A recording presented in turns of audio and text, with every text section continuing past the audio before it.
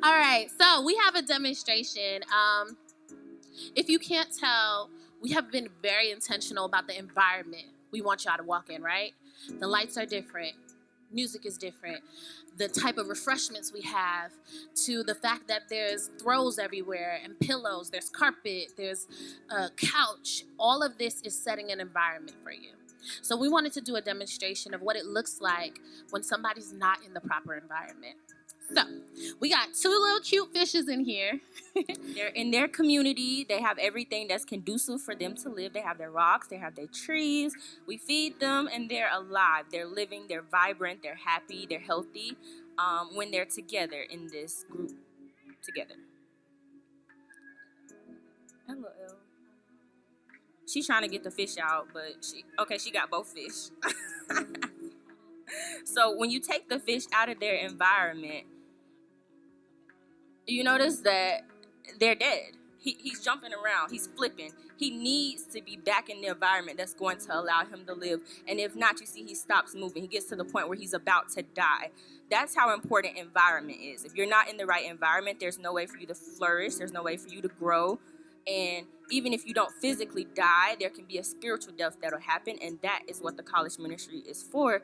We want to put these fish, these students, in the right environment so that they can flourish and they can live and be happy and healthy. Yes. And so that's our demonstration. I know y'all were scared for the fish. But he's swimming.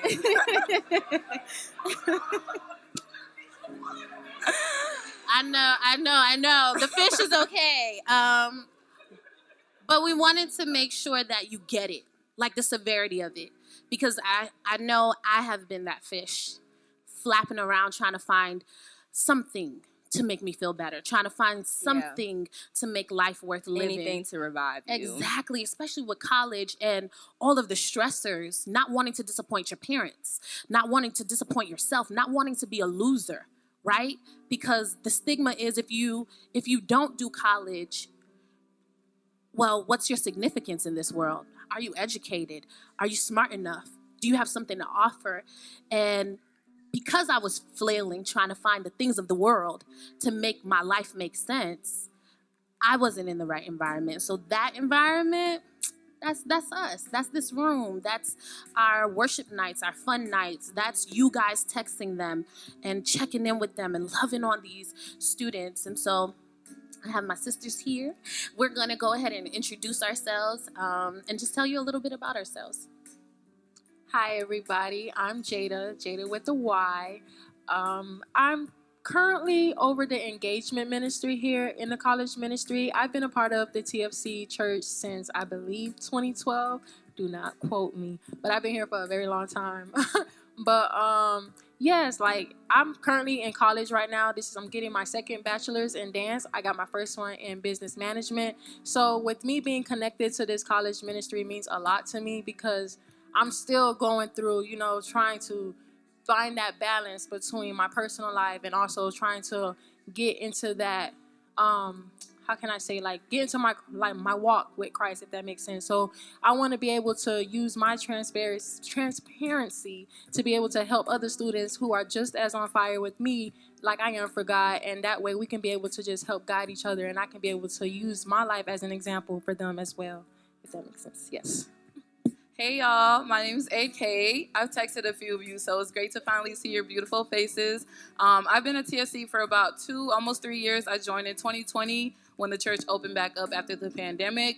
My connection with college ministry is it changed my life in college. Like, I was a part of it. I transferred schools, planted a college ministry there, and I've been volunteering with the Emory students. I know some of y'all might remember when they came. I was able to help out with that. And when we went to the Hope Church, I saw the transformation happening, and I saw that there was a revival for students really being on fire for God. And I was like, I need to be a part of that. I'm going to be leading the marketing and social media team for Unplugged. So if that's something you're interested in, please let me know. I'm Jada without the Y. I'm over the administration team for Unplugged. The reason why I'm connected to college ministry is because I am a college student. And even though I have chosen a different path, that's not the case for a lot of my peers, and I see that. And I know what it feels like to be in a situation where I do feel alive, and I want other students to be able to feel that too. Administration. Details. Got it. I'm Lex, yet again. I have been a part of TFC for 6 to 7 to 8 years. I don't know which one it is, y'all. I lose count. So I've just been here a long time. I chose the college ministry. Well, I'll say this. The college ministry chose me. Pastor put out a text message, and he asked who has a calling for this age group. And I was going to leave him on red. But God was like, no, you're not. My most influential life period was from ages 18 to 25. And that's all college age. And that was like a real shaping of me as a woman. And for me, I feel like that's such an influential time in your life. That's why a lot of the marketing, music marketing, it targets college students. It's all because once you get, and I hate to be long, but in the music business, they say once you get a college student to love your music, you have them for the rest of their lives. And so that's the impact we want to have. Once you get Christ in your college years, you're going to have him for the rest of your life. Okay, so we're going to talk about this story and what's the importance of having a story. So, like Pastor said, a college student can see through some mess. So if we come in telling them that you need to be with Jesus and all of these things, but we're not actually with Jesus and we don't actually have a story of where Jesus has brought us from to the point that we want them to have a taste of this Jesus that we're talking about, what are we doing? So we have to have a story. So I'm going to give y'all an example of a story, and I'm going to tell y'all my story. So I grew up in church. My grandfather was a holiness church. He grew up in the pure holiness church. So it was very much follow the law, put your skirt on, don't talk too much, follow all the rules, and if not, you're going to die. You're going to go to hell, and you're going to live with the devil forever, right? So I always had this, I don't even know the word. There was just always this piece of me that I felt I couldn't connect with God because I thought that I was too dirty. I thought I was too nasty. So as an older child and as a teenager, I did regular teenager things, so I thought that I couldn't connect with God on a certain level. And I don't think that I really even knew that I could have a genuine relationship with God, as in, like, God is my father, like, for real. Like, I didn't know that. So I get to college. It's my first Sunday being a college student. And I've been to church every other Sunday for the rest of my, like, other 18 years of life. And I'm like, I'm going to church. Like, I'm not going to church. So I searched the first black church that came up was TFC. So I Ubered here, and it was just amazing. Just the presence. I was like, wow, what is this? But then when I got inside, it was like God hugged me. Like, I never felt that before. And I realized that God was an actual being in that. So I really got close to God then, but I don't think I got to the point of transformation. So then while I'm doing my Jesus thing, the pandemic happens and I have to go back home, hour and 15 minutes away from here. And that was a whole different Jada. I had lost 30 pounds. I don't gain it back now, but I thought I was a hot girl. I was drinking. I was listening to Miss Mulatto. I thought I was Miss Mulatto. Like, we had a lot going on. I was doing stuff with my body I had no business doing. It was just a lot of stuff going on, right? And I really plateaued. I was still, quote unquote, doing the God thing. I was passing my granddad's church 10 minutes away from his house, living in his house, and coming an hour and 15 minutes up the road to come to TFC. I was serving. I was still doing the God thing. I just wasn't doing the God thing in my heart for real. So then God flipped the script on me. In 2021, my father passed in August, and that just totally changed my life. I deep dove into depression and grief, and I was just really, really lost. So then I had the opportunity to go to a conference with Lady C and Pastor in Texas, to their pastor's church. What's his name? Hilliard, yeah, him. I went, and he was talking about the supernatural factor of God. And I really learned the essence of God and who God truly was. I didn't just learn about his characteristics, but I learned about the core of God. And that is where the transformation actually happened. So when that happened, I decided that I was going to throw myself at God because what else am I about to do? And even now, I still have my things. I have a little anxiety, depression, a little bit. But God, I know that God is with me, and I'm at a level with God that I've never been at with God before. So I'm going to continue to throw myself at God for the rest of my life, and that's what this is. So Prezi put together here. I'm just going to start reading it. So our vision is to bridge the gap between college students and the church by prioritizing the importance of them being reunited, prioritizing the importance of them reuniting their relationship with God in this pivotal moment in life, and also providing an environment with conducive resources to do so. We partner with students to organically cultivate a culture that engages them through community, wholesome fun, and faith that is enjoyable and simultaneously transformative. We value the heart of every individual and choose to selflessly serve them and support their walk with Christ. So this is something that's going to be really important for us to know as we're continuing on in the team development stage, because this is going to be our why. The why is going to be just as important as connecting with students or whatever it might be. Okay, next slide. So the goal is to bring college students back. I can't even talk, y'all. I'm sorry. I'm tired. It's been long. I've been here since 7. Okay, so the goal is to bring college students back into the presence of God. Right now, we're starting with the TFC internal college ministry. So that means that all of the events and everything are going to happen at the church. The dates or the nights that you should kind of put on your calendar would be Thursday and Friday nights. It's going to be about 2 to 3 times a month. Depending on what ministry you're going to be serving on or what type of ministry or team, they have different meetings throughout the week, and that's something we'll go over later. But we're going to start doing with game nights or whatever it might be, and then we want to be on college campuses this upcoming fall. So we want to be on college campuses, helping them move in or even starting our events there. How we can get there. We already made the church announcement, so we've been planning this for a really long time. We finally told the church, everyone's excited. Right now, we're working on the promo video, so if you're available on Saturday, this upcoming Saturday after street team, we're meeting at the church, 2 p.m. We're going to shoot the video. That's going to announce the very first college event. So this is where all the college students can actually come, and if you guys still, want to be a part of the team, you can be there to help serve as well. After that, we want to make sure we have different Sundays where we're going to table outside so that college students can come find out more information about the ministry or even sign up for different events that we might have. We're developing a team right now. Woo! And then we want to have consistent gatherings. Like I said, 2 to 3 times a month. That'll be the timeline for consistent gatherings. So the field day is going to be our huge kickoff event when we're on college campuses, and that's to be determined. The social nights are going to be like the fun stuff, open mic, like stuff for them to actually feel like they can be themselves in an environment. And then the worship nights are going to be the worship nights are going to be for them to actually experience like to soak in the presence of God, for them to actually take their relationship with God, if they have or not have, and actually get it developed, or like to be able to actually spend time in the presence of God. That's where we feel like true transformation will happen. The other nights will be for them to build a community, get to know each other, and get to know us. So if you have any questions, we'll have a Q&A a little bit after this, but next we're going to call up Jada to go over some ethics. Okay. They're supposed to have sent you guys already an email with the ethics in there. So if you guys want to pull it up, y'all can follow along with me. If not, that is fine too. I promise. Simple, short. We're going to get up out of here. I promise. Okay. So first I will just go over the introduction.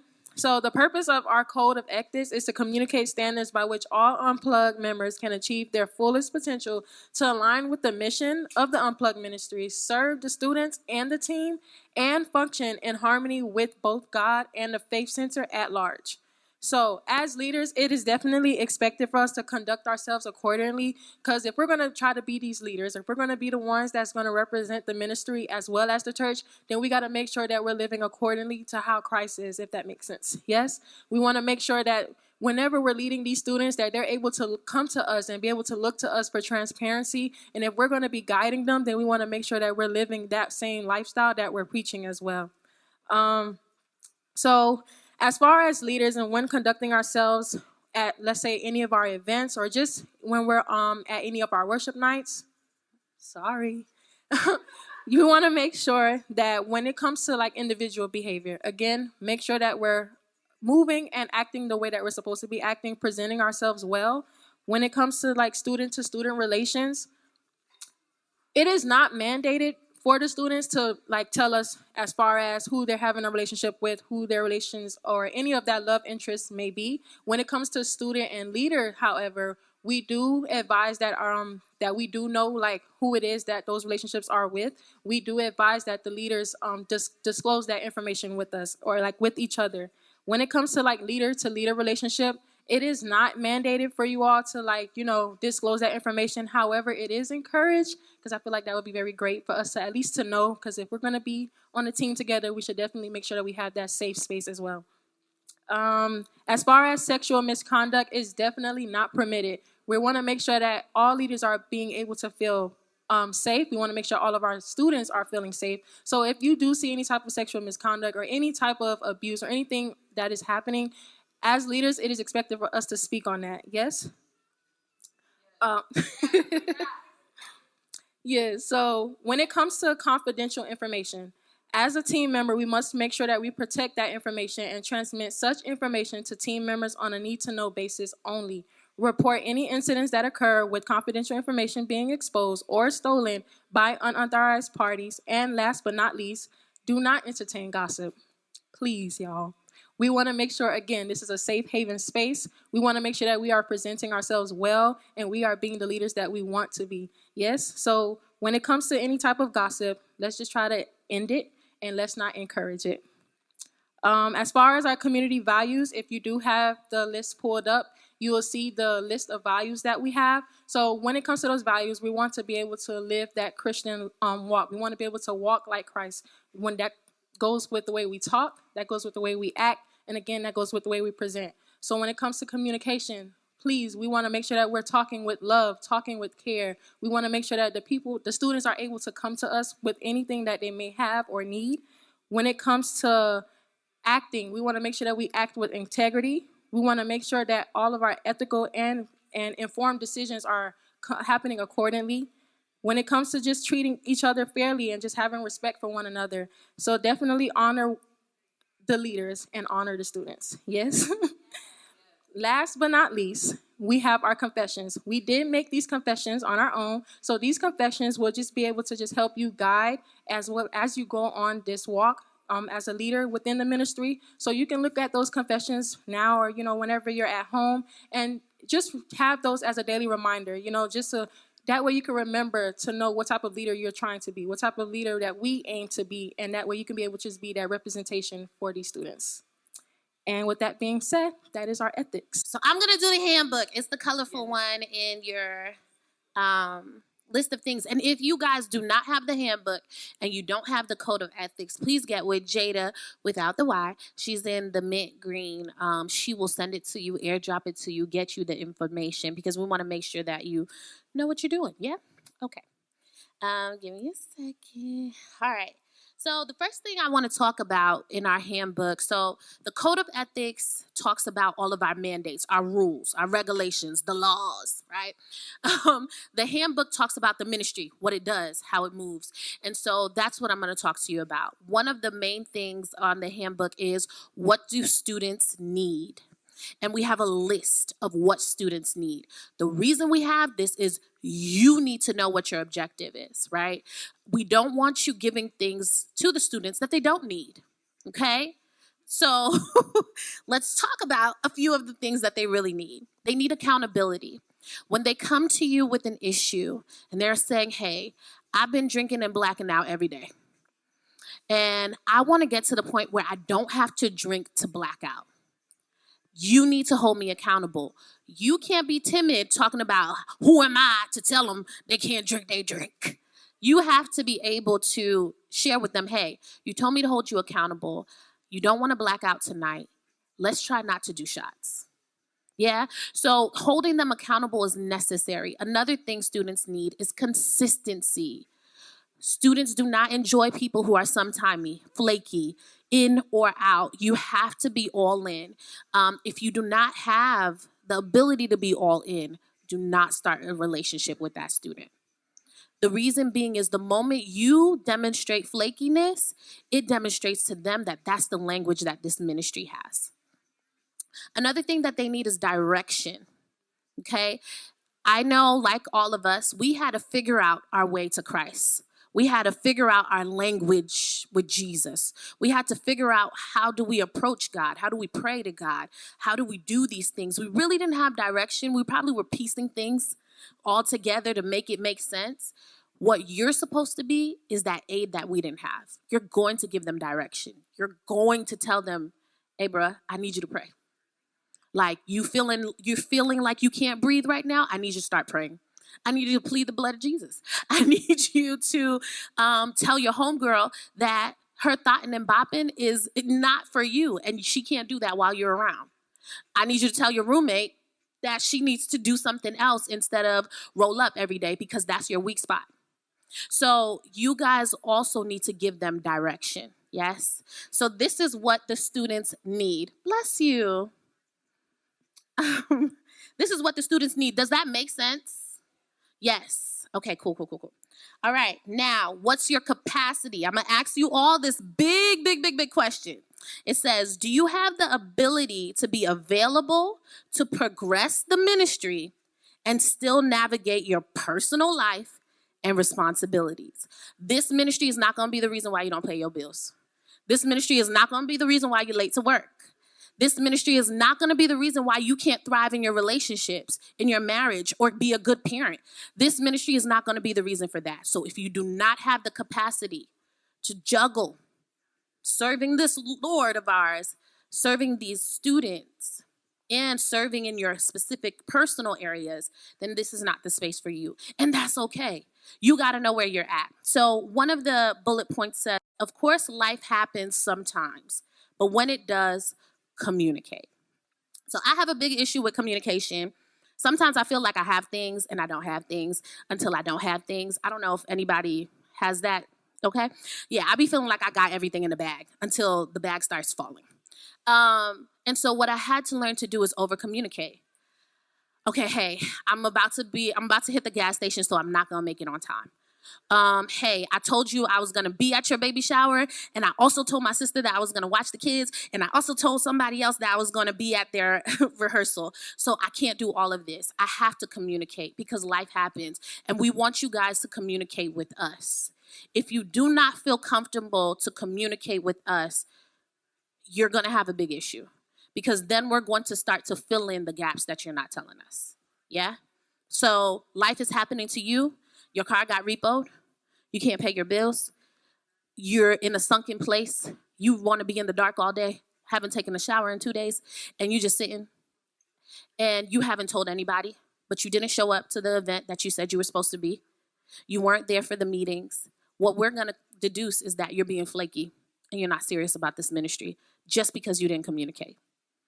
But if you told us life was happening, somebody could have rallied around you. Somebody could have pulled up on you. Somebody could have brought you groceries and been like, okay, we're going to find this money to get this car back. Somebody could have done something. So communication is key. The last thing I'm going to touch on is, where are you with Christ? Okay. I don't know how to say this, so I'm just going to say this. You cannot be wishy-washy with Christ and serving this ministry. You cannot be unsure about Jesus and serving this ministry, because these college students are going to test your gangster every day. They're going to tell you, why do Jesus matter? If literally my mama always told me to carry sage, and I've been burning my sage, and whatever my roommate is doing, I just burn the sage and I'll be fine. How are you going to talk to them about the Holy Spirit that can come in the place of that sage if you don't believe that it can? So we need you to be in a better place with Christ if you're not there, for you to serve. And we need you to know who God is in your life. You cannot bring anybody places you haven't been. Yeah? So if you want them to experience a real relationship with Christ, you have to have a real relationship with Christ. And this is the handbook. Yay! And now this opens the floor to Q&A. No, branches of the ministry. Okay, so I serve in events. I'm the reason why there's a rug here. a rug here, a couch. Of course, I collaborated. The fishbowl, like all of the aesthetics, the lighting, all of that, because I believe that this ministry needs to be experience-based, right? Because we're all looking for vibes and experience. And if we're looking for vibes and experiences, they looking for vibes and experiences, 100%. So they want aesthetics. They want to walk into a place that is going to make them feel jovial on site. And so if you can do that, if you have an eye, if you're creative, if you can come up with ideas, also help me run the track and try to find ways to make it happen, please join the events part of the ministry. Okay, so again, I'm over the engagement ministry. So there's two parts within the engagement ministry. We have spiritual and relations. So with spiritual, that's basically where, as the team member, you're going to basically be tracking the Christ track. So you're going to try to make sure that everybody is basically on track with Christ. That is for both leaders and members. Also, if you're like, you're like that prayer warrior and you definitely have that type of spirit, we're definitely going to be trying to make sure that we strategically, place you in that area, and also just making sure that you're there to pray when we have events, during any type of our social gatherings. That's basically where you'll step in as that spiritual engagement team member. Then as far as the relations, that's basically where we're going to do like check-ins over like virtual. So like check-ins will happen weekly. We'll try to make sure whenever new partners come in, we'll always try to make sure that we're connecting with them. That can be where we'll probably do assigned seats, so that way whenever we go to church together, we can like sit with them. So basically, in other words, we're just engaging. We're just making sure that we provide that welcoming, positive spirit all the time, and that way they just feel welcome and just have that safe place to just be here. Yes. So that's engagement, y'all. So I'm doing administration. I'm over administration, and we do the forms, the communications with all of the other ministry groups, and also with the church at large, making sure that, like, if y'all got a text message, administration was doing that. All of those type things. And if you're very detail oriented, if you're diligent, if you have a meticulous eye for details, administration is where you gotta be, girl or boy.